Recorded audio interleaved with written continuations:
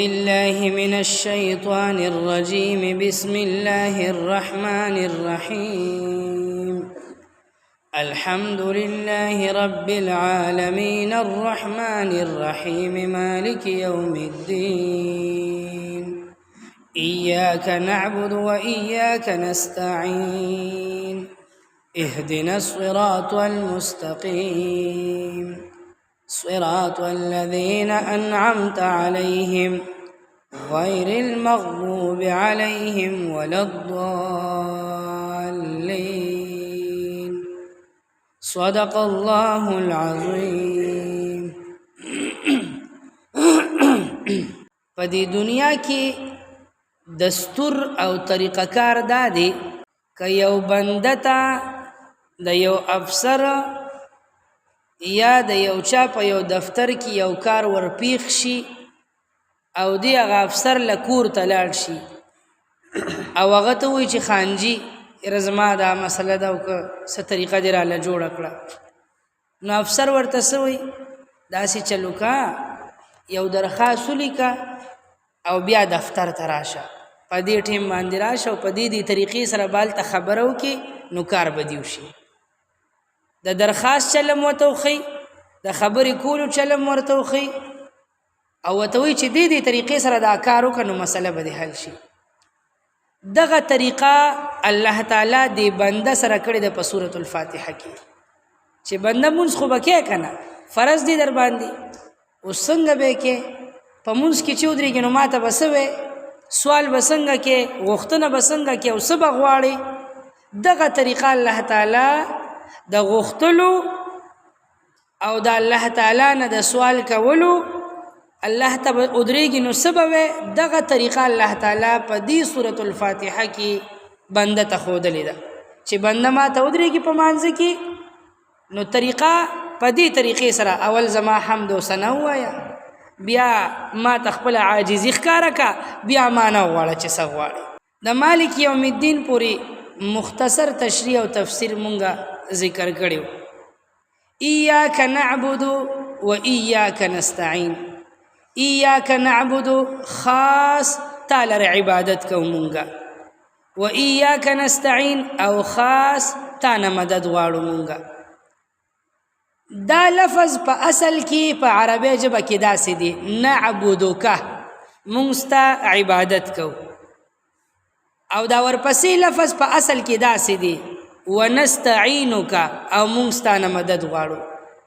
دا یا پکې نشته او دا کاف رستو دی، نعبدک نستعینک مونږ ستا بندگی کو او تا نه مدد غواړو. د دې لفظ خپله معنا بیا داسې جوړیږي. اوس که دا آیت داسې نازل شوی و نعبدک و نستعینک نو خرابی او نقصان به پکې دا راغلی و چې د شرک احتمال به پکې پیدا شوی و. لکه د مکې څومره چې مشرکانو دوی د الله عبادت کولو، د الله بندگی یې کوله، الله یې منلو، لیکن د الله سره سره یې د بوتانو عبادت او بندگیم کوله، د بوتانو په نوم باندې به نظر او منښت او نیاز کولو، د بوتانو نه به غوښتنه کوله. نو که نعبدکو نو معنی به دا و نعبدک مونږ ستا عبادت کو او کله کله ستا سره د نور چا عبادت کو. د دې خبرې پکې گنجایش پیدا کیږي. نستعینک یا الله تا نه مدد غواړو او کله کله د پیر بابا نه مدد غواړو، یا پیر بابا راورسېږه. دا د جهالت خبرې وي. نو نعبدک او نستعینک په خپل ځای ټیک دی، لیکن دې کې د شرک احتمال او گنجایش پیدا کیږي. نو د الله تعالی کلام د تمام عیبونو نه پاک دی، د فصاحت او د بلاغت نه ډک کتاب دی. دغه د شرک دا ذره گنجایش هم پکې ختم کو. دا کافیت را مخکې کو د نعبدون هم او د نستعینون هم. اوس چې کاف را مخکې شو نو آیات داسې شو که نعبدو که نستعینو. دا کاف رستو دا را مخکې شو. دا کاف چې کله رستو نو دې ته زمونږ د علم په کتابونو کې وایي ضمیر منصوب متصل، د مفعول هغه ضمیر چې فعل سره پیوسته وي او د فعل نه رستو وي. او چې کله د دې نعبدو د نستعینو نه دا کاف را مخکې شو نو دې ته زمونږ د علم په کتابونو کې وایي ضمیر منصوب منفصل د مفعول هغه ضمیر چې د فعل نه مخکې راغلی وي او جدا راغلی وي بیل راغلی وي. اوس دا کاف چې مخکې راغی نو دا کاف ځان له ویل ګرانو او بې ډوله غوندې کیو، نو د دې د ډول د برابرولو دپاره او د دې د اسانتیا دپاره په شروع کې ایا لفظ ورولګېدو، نو څه شو؟ ایاک نعبدو ایاک نستعینو. اوس دا کاف چې رامخکې شو ایا ورسره ولګېده، د دې فایده څه راووته؟ فایده یې دا راووتله چې معنی داسې شوه ایاک نعبدو، یا الله خالص تا عبادت کوو، ایاک نستعینو یا الله خالص تا نه مدد غواړو. پښتو کې مونږ داسې وایو ایاک نعبدو یا الله امستا بندگی کوو، و ایاک نستعین او امتا نه مدد غواړو، د بل چا نه غواړو. کله چې خبره کې زور سړی پیدا کوي یاره دا کار کوم بل کار نه کوم، دغه معنا دلته شو ایاک نعبدو یا الله خالص تا بندگی کوو، ستا نه ما سوا د چا عبادت نه کوو، و ایاک نستعین او خالص تا نه مدد غواړو، د بل چا نه مدد نه غواړو. دلته یو سوال پیدا کیږي چې استاد جی ایاک نعبدو عبادت یې مخکې ذکر کړو او ایاک نستعین مدد غوښتل یې وروستو ذکر کړل. حالانکه طریقه دا ده چې اول سړی د چا نه مدد وغواړي وروستو کار کوي، نو په کار خدا وه چې اول هم د الله نه مدد غوښتې وي، یا الله عبادت شروع کوو او ته مددګار شه، او بیا هم وروستو ویلو چې یا الله عبادت کوو. نو دا عبادت مخکې ولې شو، دا مدد غوښتل وروستو ولې شو؟ د دې علماو ډېر جوابونه لیکلي دي، 3 جواب ځان سره یاد ساته. اول جواب دا دی ایاک نعبدو کې بندگی او عبادت ذکر شوی دی، او ایاک نستعین کې مدد غوښتل ذکر شوی دی. دا مدد غوښتل ځان له یو بیل مستقل عبادت دی، څنګه چې ایاک نعبدو عبادت دی ایاک نستعینو عبادت دی، نو فرق نشته که هر یو مخکې وي او که هر یو وروستو وي. دویم جواب یې دا دی چې عبادت شروع کول اسان وي، سر ته رسول ګران وي. کار شروع کول اسان وي، هر سړی میدان ته وردانګي، خو بیا دا کار سر ته رسول اوه دا ترجمه شروع کول ډیر اسان دي، شروع کړه اوس سر ته رسول ګران دي. نو بنده وایي چې یا الله عبادت شروع کول اسان دي، جمعه ته راغلم نیت مې وتړلو، خو یا الله مدد پکې دنه غواړم، اوس یې را باندې سر ته ورسوه، د شیطاني وسوسو نه مې پکې په امن کې کا، روجه دې ونیوله، پېشمني دې وکړو، یا الله عبادت مې شروع کړو، خو په دې منځ کې اوس توفیق راکړه سر ته یې را باندې ورسوه، مددګار مې شه. نو ځکه عبادت مخکې شو او مدد غوښتل وروستو شو.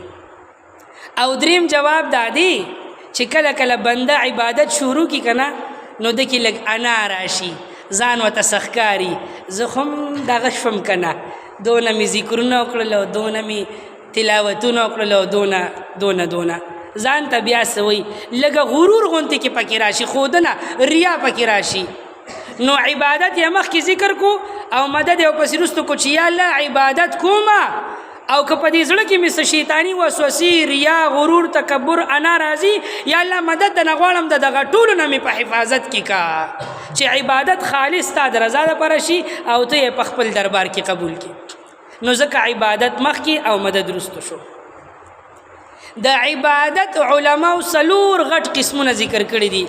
یو عبادت ته وایي عبادت قولی، د ژبې عبادت، لکه مونږ کلمه د شهادت ویلې ده، اشهد ان لا اله الا الله وحده لا شريك له واشهد ان محمدا عبده ورسوله، دا د ژبې عبادت دی. دغسې ته اذان کې دا د ژبې عبادت دی، اقامت کې دا د ژبې عبادت دی، د قرآن تلاوت کې دا د ژبې عبادت دی، ذکر اذکار تسبیحات لولي دا د ژبې عبادت دی، وعظ او نصیحت د نیکۍ خبرې کې دا د ژبې عبادت دی، دا قولی عبادت دی.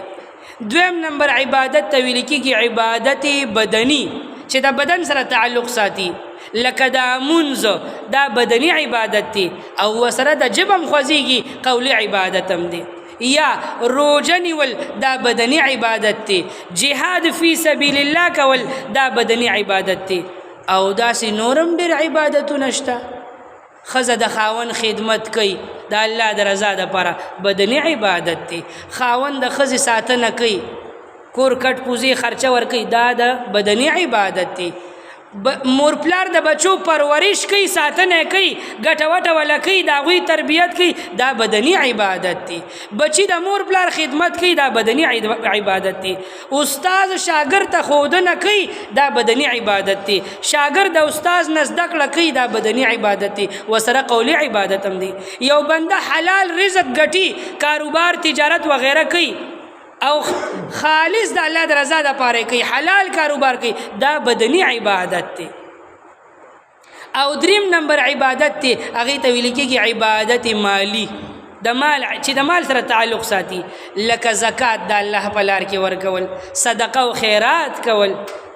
او څلورم نمبر عبادت مرکبه چې پکې قولی عبادت دی، ژبه پکې لګیا ده، پکې بدني عبادت دی، بدن استعمالیږي، مالی عبادت دی، مال دی پکې خرج کیږي، لکه حج او عمره. دې کې دا درې واړه عبادتونه دي. د کعبې نه به تاویږي او نارې به وخي لبیک اللهم لبیک لا شریک لک لبیک ان الحمد والنعمة لك والملک. دا په ژبه باندې ته لګیا عبادت کې، ورسره بدن به دې خوځېږي، لګیا به طواف پکې بدني عبادت دی. او پیسې به هم لګیا لکونه روپۍ مالی، دا ټول عبادتونه پکې راجمع شوي دي. نو بنده وایي ایاک نعبدو، یا الله که زما د ژبې عبادتونه دي، که د بدن عبادتونه دي، او که مالی عبادتونه دي، او که داسې عبادتونه دي چې دا ټول پکې راجمع شوي دي، یا الله دا ټول ګورې خالص ستا د رضا دپاره کوم. ایاک نعبدو و ایاک نستعین، او خاص تا نه مدد غواړم. مدد غوښتل په دوه قسمه دي، یاد ساته. یو مدد غوښتل دي ما تحت الاسباب، چې د اسبابو د لاندې وي.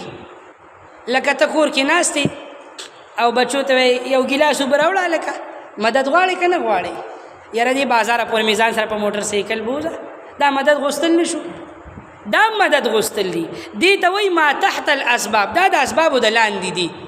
ما تحت الاسباب مدد غوښتل د الله نه ما سوا د مخلوق نه غوښتلم جایز دي. یو ما فوق الاسباب دی چې هغې کې سبب کار نه کوي، د اسبابو نه برابر وي، لکه باران راورول، اولاد ورکول، صحت غوښتل. اوس ته یو چاته وایي یاره صحت راله راکه، ډاکټر صاحب پتا به شي او په خدای به شي دا مریض راله بچ که، ډاکټر یې نه شي بچ کولی صاحبه، تانیدار صاحب پتا به شي او په خدای به شي د 500 نه بچ که، هغې نه شي بچ کولی. زندگی او مرگ موت ورکولو والا ذات الله دی، دا ما فوق الاسباب مدد غوښتل دي. نو د اسبابو نه پورته مدد غوښتل، دا به خالص د الله نه غواړي، د بل چا نه. نو د بزرګانو قبر له چې لاړ شي که نه، نو په قبر ورسمله ما الله بابا صاحب اولاد راکه بچي مې نه کېږي، او مالګه راواخلي او سټې او کاڼي په ځان پورې مږي او قبر پسې ځان، دا ټول شرک دی صاحبه، ټول په شرک راځي، یا اعتقادي شرک یا عملی شرک. کله به ته د زړه نه کې چې بس همدغه بابا یې راکولی شي بل څوک یې نه شي، دا د عقیده د شرک ساتله، چورلټ کافر کېږي. یو دا چې عقیده دې نه وي خو هسې عملی طور باندې عمل داسې کې لکه د مشرکانو، نو دا عملی شرک دی، د دواړو نه ځان ساتل پکار دي. نو ما فوق الاسباب به مدد خالص د الله نه غواړي. ایاک نعبدو، اے الله خالص ستا عبادت کو مونږه، و ایاک نستعین، او خالص تا نه مدد غواړو. اهدنا الصراط المستقیم، یا الله مونږ ته نیغه لار وښایه، صراط المستقیم نیغه لار، اهدنا وښایه. یو سوال پیدا کېږي استاد جي ته چې په دې مصلی ودرېږي نو ته م اهدنا الصراط المستقیم، ما ته نیغه لار وښایه. یو عام مسلمان چې په مصلی ودرېږي هغه هم وایي اهدنا الصراط المستقیم، نیغه لار وښایه. یو بدعمل او ګناهګار چرسي پوډري دی هغه هم وایي اهدنا الصراط المستقیم، یا الله نیغه لار وښایه. یو د الله تعالی ولی او متقي او پرهیزګار او زبرګ انسان دی هغه هم وایي اهدنا الصراط المستقیم، یا الله نیغه لار راته وښایه. د زماني امام دی، صحابي دی، هغه هم وایي اهدنا الصراط المستقیم، ما ته نیغه لار وښایه. پیغمبر چې مونځ کوي هغه هم وایي اهدنا صراط المستقیم، یا الله ما ته نیغه لار وښایه. نو دی خبره په سمجھ کې نه راځي چې استاد جي یو عام مسلمان یو ګناهګار سړی دی، نو که هغه په مانځه کې وایي چې اهدنا صراط المستقیم نیغه لار راته وښایه، نو سړی وایي چې او ټیک ته یاره خدای نه نیغه لار غواړي.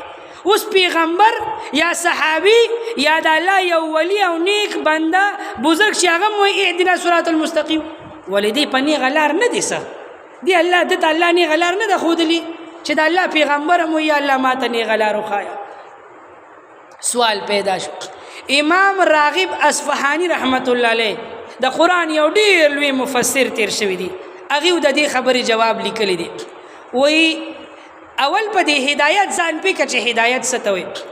هدایت دې ته وایي چې یو سړی منزل مقصود ته رسېدل غواړي او یو څوک یې رهنمایي وکړي هغه منزل مقصود ته د رسېدو لار ورته وښیي، دې ته هدایت وایي. لکه یو سړی دې ځنه کراچۍ ته ځي یاره لار راته وښیي، ته ورته چې دې ځنه چارسدې ته بیا پېښور ته بس کې به ټیکټ والې او داسې به ورسې لار ورته منزل مقصود ته د رسېدو لار ورښودل چاته دې ته هدایت وایي. نو منزل مقصود زمونږ د ټولو کم یو دی صاحبه، جنت منزل مقصود دی. کله بابا چې راغلی دی او موږ به ورپسې ځو صاحبه، آدم بابا د جنت ته راغلی نو صاحبه او واپس په جنت ته ځو، دغه زمونږ منزل مقصود دی. د هر مسلمان که پیغمبر دی که صحابي دی که عام مسلمان دی که نیک عمله دی او که ګناهګار دی، نو هر یو چې په مانځه کې وایي اهدنا الصراط المستقیم، مطلب دا چې یا الله د جنت دغه نیغه لار راته وښایه. یو مطلب دا شو. او بیا جوابونه شوي دي چې د هدایت ډېر قسمونه دي. یو هدایت داسې ده چې هغه عام هدایت دی، عام هدایت. او عام هدایت دا الله تعالی هر مخلوق ته کړی دی. لکه قرآن کې الله جل شانه ارشاد فرمایي اعطى كل شيء خلقه فهدى.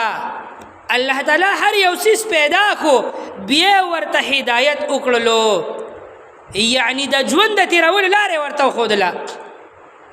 د ایله بچي د اګې نه راووتو او ډارې کې په اوبو ورټوپ کړل او لامبو یې شروع کړه، دته دا لامبو چا وښوده؟ دا هغه هدایت دی چې الله دته ورښودلی دی. ستا زندګي به په دې کې داسې تېرېږي او داسې به وزرې وقي.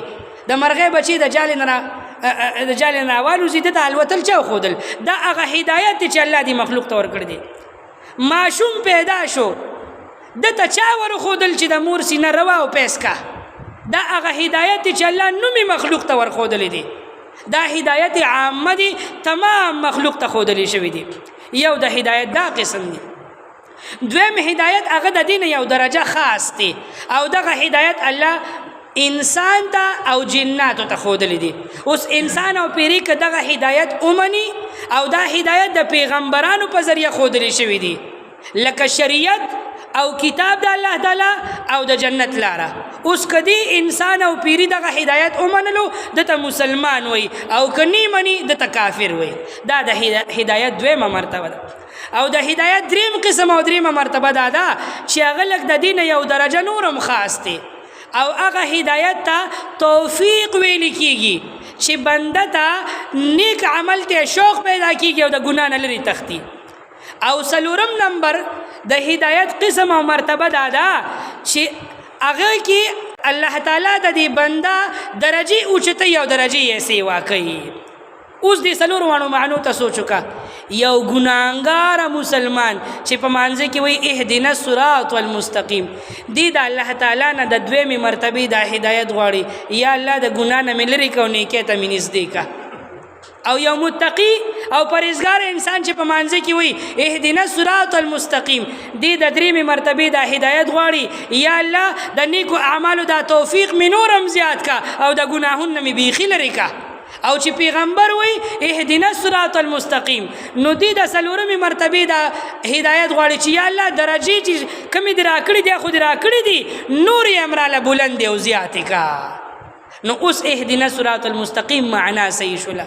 د دې وجه نه د هندوستان چې کوم علما دي هغوی د دې آیت ترجمه داسې کوي اهدنا الصراط المستقیم، اے الله همی سیدی راستی چلا، یا الله مونږ په سیده لار باندې روان کا، په نیغه لار هم روان کا. لکه مسلمانان خو یو، یا الله نیغه لار دې راته ښودلې ده خو سم پدی مسلمانې روانم کا پدی نی غلارم روانم کا چې صحیح مسلمانان جوړ شو سیبا.